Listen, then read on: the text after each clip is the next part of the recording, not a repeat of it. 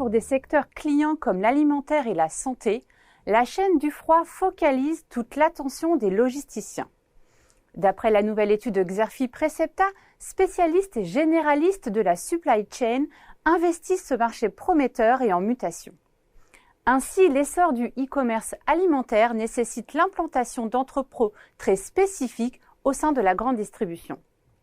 Toutefois, l'envolée des prix de l'énergie, en particulier de l'électricité, pèse sur les marges. La faute à des équipements et véhicules très énergivores pour produire du froid essentiel à leur activité. Pour rester offensifs, ils vont devoir investir dans des équipements plus sobres et accélérer leur décarbonation. Un défi de plus en plus pressant à mesure que les critères RSE gagnent en importance et que les zones à faible émission mobilité deviennent effectives dans les centres urbains. Dans ce contexte, quels sont les acteurs les plus actifs en matière de transition énergétique et écologique?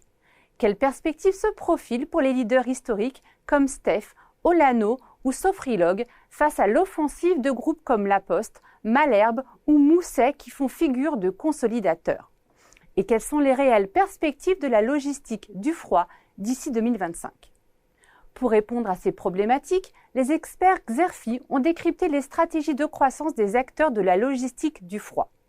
4 axes se dessinent. Premier axe de développement, l'accroissement des capacités logistiques et de transport.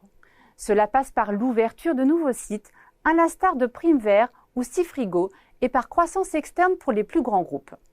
Citons ainsi Malherbe qui se développe avec la reprise de l'étoile routière ou bien Mousset qui reprend Saleski afin de devenir un leader du marché. Deuxième axe, le renforcement sur des segments de marché clés. Ainsi, les livraisons alimentaires du e-commerce ou celles des produits de santé se développent, à l'image de La Poste via ChronoFresh dans l'alimentaire et Chronopost Healthcare dans la santé. Troisième axe, le développement international des leaders français comme Sifrigo, Steph ou Olano. Évoquons par exemple la construction du réseau européen Seafoodways qui développe le transport et la logistique du froid autour des produits de la mer. Enfin, le développement du marché passe par la transition environnementale des activités, à l'instar de la société Sofrilog qui poursuit une politique RSE ambitieuse ou bien Steph qui lance une nouvelle démarche climat 2030.